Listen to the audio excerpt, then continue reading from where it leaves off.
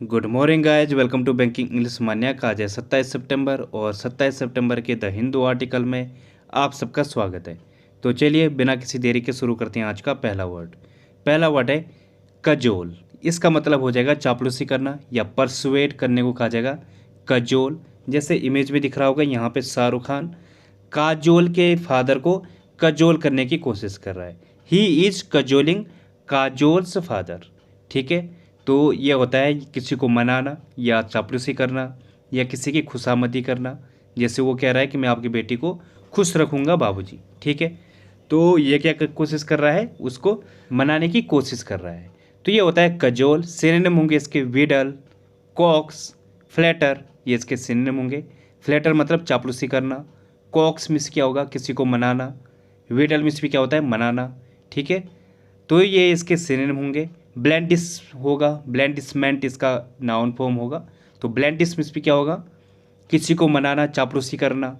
ठीक है, इनविगल होगा, ये भी क्या है, चापलूसी करना या किसी को मनाना। स्वीट टॉक, अच्छी मीठी चुपड़ी बातें करना। बिगाइल होगा, किसी को मनाने को कहा जाएगा या किसी को बेवकूफ़ बनाना। टेम्प्ट करना, इंटाइस करना। ठीक है, तो ये सारे सेंस देता है। ल्योर करना, ये सारे सेंस देता है कजोल। एंटीनिम क्या होगा इसका, किसी को बोली करना, डिसुएड करना, डेटर करना, वॉर्न करना। वॉर्न मतलब किसी को धमकी देना, बोली मतलब किसी को धमकाना। ठीक है, तो ये इसके एंटीनिम होंगे। एग्जाम्पल होगा इसका, he hoped to cajole her into selling the house. उसे उम्मीद थी कि वो घर को बेचने में उसे मना लेगा। ठीक है, तो ये होगा। अगला वर्ड है हैज़ मनी। इसका मतलब हो जाएगा नेतृत्व या लीडरशिप को कहा जाएगा हैज़ मनी। यहाँ पे जो इमेज में दिख रहा होगा, यहाँ पे जो अमेरिका है, यूएसए है, ये पूरी दुनिया का नेतृत्व करता है। जिसके पक्ष में यूएसए आ गया, पूरी दुनिया लगभग वही मानती है। ठीक है, तो ये होता है हैज़ मनी। सिनोनिम होंगे इसके डोमिनेंस, डोमिनियन, मास्टरी। ये इसके सिनोनिम होंगे। डोमिनियन मतलब जो प्रभावशाली है, उत्कृष्ट है, जिसके पास नेतृत्व है किसी चीज़ का, या जिसका अपना एक प्रभाव है, डोमिनियंस है जिसका, तो ये इसके सिनोनिम होंगे। सुप्रीमेसी है जो, मतलब अपर हैंड है, या प्रीएमिनेंस है। ठीक है, प्रीएमिनेंस मतलब जो उत्कृष्ट है, सर्वोच्च है, तो ये इसके सिनोनिम होंगे। एंटीनिम क्या होगा इसका, सेल्फ गवर्नमेंट, वीकनेस या इम्पोर्टेंस। ये इसके एंटीनिम होंगे। इम्पोर्टेंस मतलब जो नपुंसक है या फिर जिसके पास कोई पावर नहीं है, वीक है, कमज़ोर है, ये वो इसके एंटीनिम होंगे। एग्जाम्पल होगा इसका, Germany was United under Persian hegemony after 1871। Germany Persian hegemony के अंडर, ये पर्शियन नेतृत्व के अंडर 1871 के बाद यूनाइटेड हुआ। ठीक है, तो ये हो जाएगा इसका एग्जाम्पल। अगला वर्ड है डिस्टेंड। इसका मतलब हो जाएगा फूलना या स्वेलिंग को कहा जाएगा डिस्टेंड, बड़ा होना, एक्सपेंड होना, इंक्रीज होना या वाइडन होना, ये होता है डिस्टेंड। इमेज में दिख रहा होगा एब्डोमिनल एक्सटेंशन, मतलब पेट का फूलना। तो जो कोई चीज़ बड़ी हो रही है, स्ट्रेच आउट हो रही है, उसे कहा जाएगा डिस्टेंड। सिनोनिम होंगे इसके ब्लॉट, बल्ज, इनलार्ज।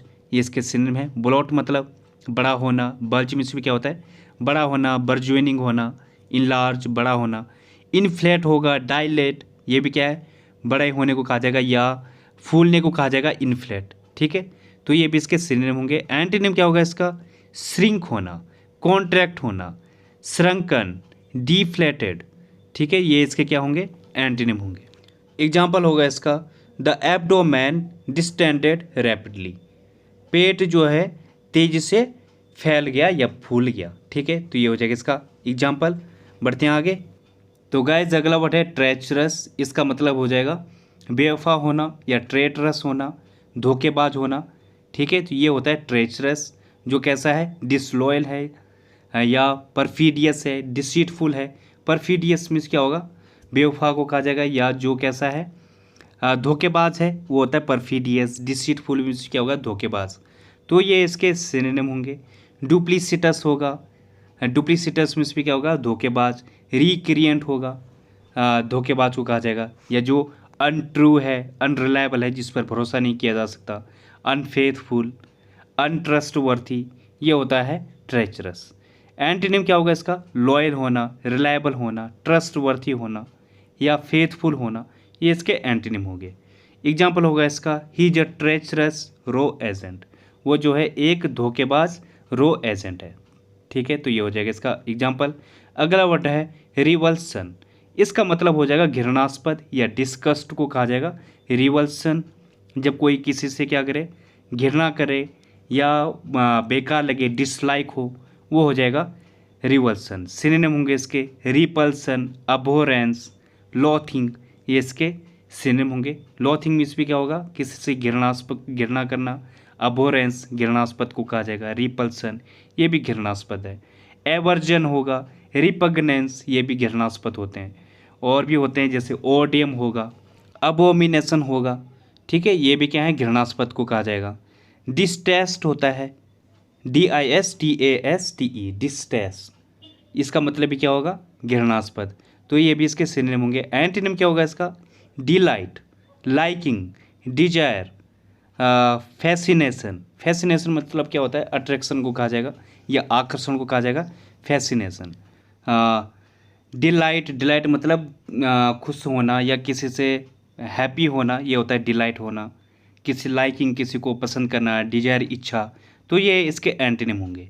एग्जाम्पल होगा इसका, news of the attack will be met with sorrow and revulsion, हमले की न्यूज़ से दुख और रिवल्सन, घृणास्पद दोनों ही होगा। ठीक है, तो ये हो जाएगा इसका एग्जाम्पल। अगला वर्ड है पोइस्ट, इसका मतलब क्या हो जाएगा? शांतचित्त या सेल्फ पोजेस्ड को कहा जाएगा पोइस्ट। मतलब जो कैसा है, जिसने बैलेंस बना रखा है, एक ज़बरदस्त कामनेस है, इक्विलिब्रियम में है, उसे कहा जाता है पोइस्ट। या फिर जो कैसा है, कूल हो, इम्परटर्बेबल हो। इम्परटर्बेबल मतलब क्या होता है? जो बिल्कुल शांत चित्त वाला है, जिस पर फर्क नहीं पड़ता है, जिसने बैलेंस बना रखा है माइंड में, अपने दिमाग को बिल्कुल शांत रखा हुआ है, वो होता है इम्परटर्बेबल। तो ये भी होता है पोइस्ट। सिनोनिम होंगे इसके सेल्फ एश्योर्ड, कंपोज्ड, कूलनेस, ये इसके सिनोनिम है। कंपोज्ड मीन्स भी क्या होगा? शांति चित्तता को कहा जाएगा, या जो एकाग्र है वो होता है कंपोज्ड। सेरेनिटी होगा, शांति चित्तता को कहा जाएगा सेरेनिटी। और एप्लॉम्ब होता है, इसका मतलब क्या होता है? जो शांत चित्त है। तो ये इसके सिनोनिम होंगे। एंटीनिम क्या होगा इसका? एक्साइटेड, एजिटेशन, इम्बैलेंस, कन्फ्यूजन, ये इसके एंटीनिम होंगे। एजिटेशन मतलब जो अशांत है, एजिटेटेड है। ठीक है, ये होता है। एग्जाम्पल होगा इसका, she stood poised for a moment, कुछ क्षण के लिए वो शांत खड़ी रही। ठीक है, तो ये हो जाएगा इसका एग्जाम्पल। बढ़ते हैं आगे। तो गाइस अगला वर्ड है रिडिक्यूल, इसका मतलब हो जाएगा उपहास करना या फिर किसी का डिराइड करना, मजाक बनाना। ठीक है, किसी पर हंसना, आयरनी करना, मॉकरी करना, ये होता है रिडिक्यूल। सिनोनिम होंगे इसके मॉक, लाफ एट, स्कॉर्न, ये इसके सिनोनिम होंगे। स्कॉर्न मतलब तिरस्कार करना या किसी की इंसल्ट करना, ये होता है स्कॉर्न। लाफ एट, मॉक, ये क्या है? किसी का मजाक उड़ाना। स्नियर होगा, जियर होगा, ये भी क्या है? किसी का मजाक उड़ाना। जीबे करना, किसी पर तंज कसना। रेलरी में क्या होगा? किसी का उपहास उड़ाना। ठीक है, बैंटर होता है, सरकाज्म होता है, ये भी इसके सिनोनिम होंगे। चैफ होगा, CHAFF, इसका मतलब क्या होगा? किसी पर टोंट कसना। रिब होता है, रिब मीन्स भी क्या होगा? किसी के पर टोंट कसना या किसी का मजाक उड़ाना। तो ये इसके सिनोनिम होंगे। एंटीनिम क्या होगा इसका? किसी को प्रेज करना, तारीफ करना, किसी का कॉम्प्लीमेंट देना, रिस्पेक्ट देना, एडमायरेशन, किसी की तारीफ करना, ये इसके एंटीनिम होंगे। एग्जाम्पल होगा इसका, his theory was ridiculed and dismissed, जो उसकी थ्योरी थी उसका उपहास और उसको डिसमिस्ड किया गया। ठीक है, तो ये हो जाएगा इसका एग्जाम्पल।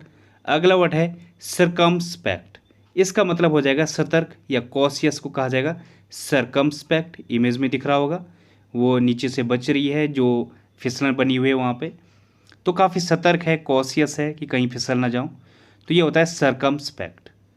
वैसे सरकम मतलब क्या होता है? चारों तरफ, स्पेक्ट मतलब देखना। तो जब कोई चारों तरफ देख के चलता है, सतर्क होकर रहता है, वो होता है सरकमस्पेक्ट।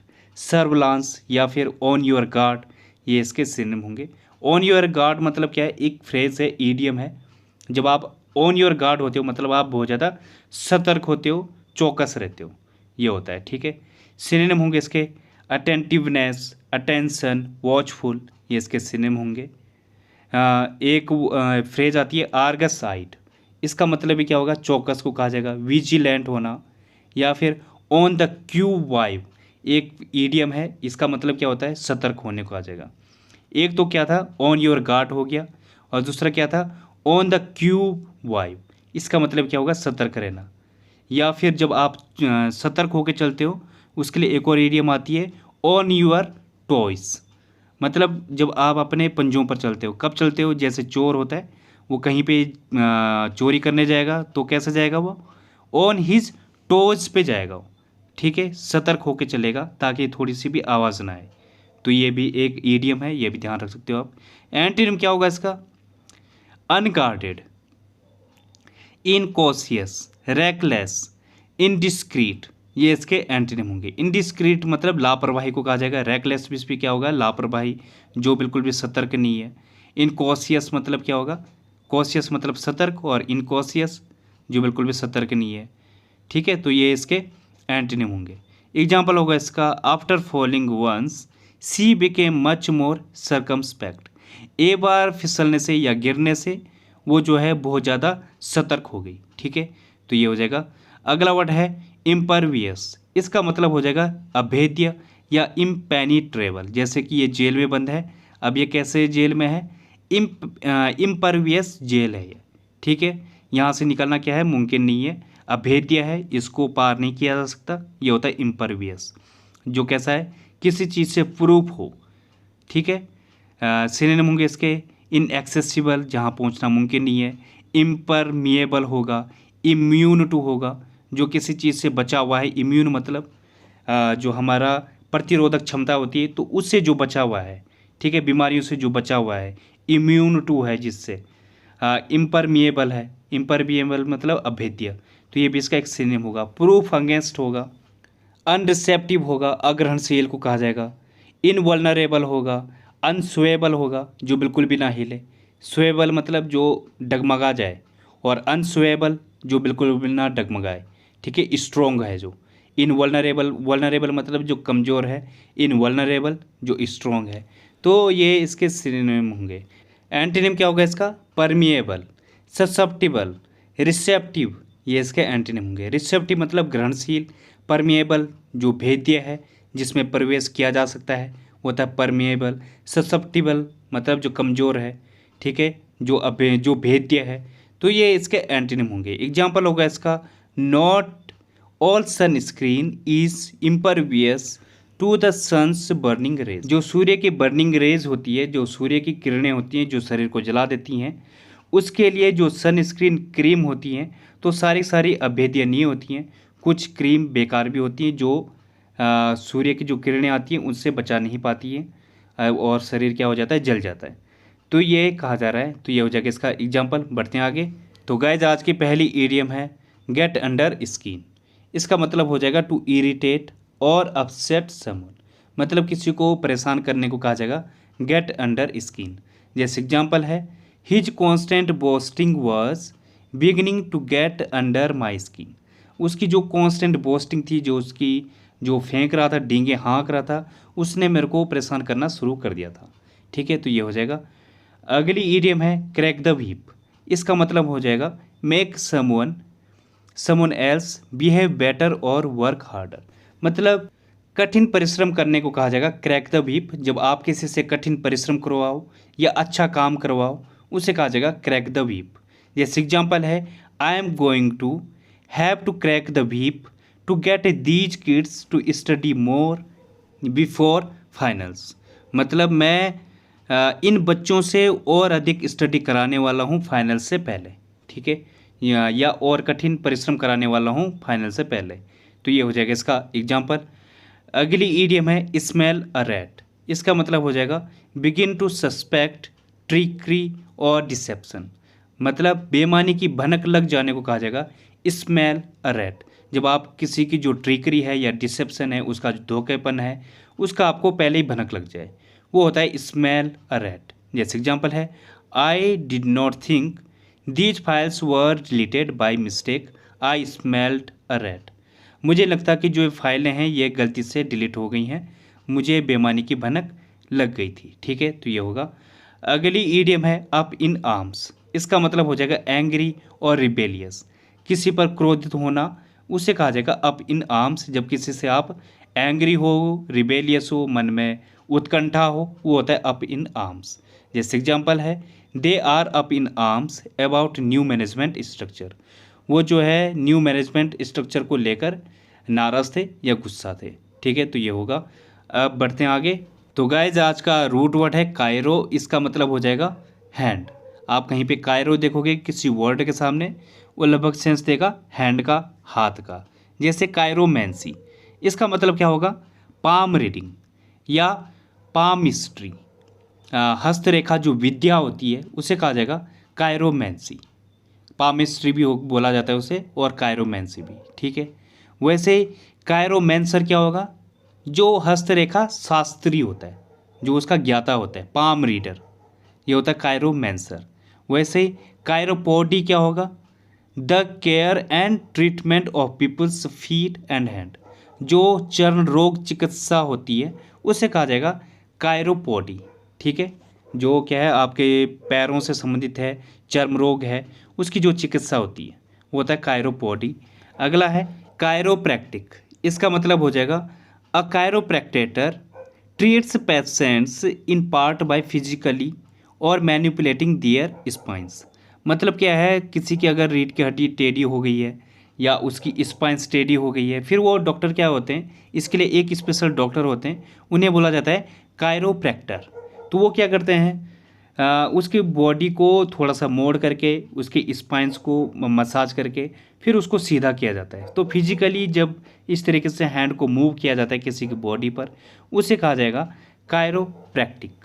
ठीक है, तो ये हो जाएगा। जैसे कि इमेज में भी दिख रहा होगा आपको, इस तरीके से किसी की स्पाइंस को ठीक किया जाता है। ठीक है, तो ये होगा।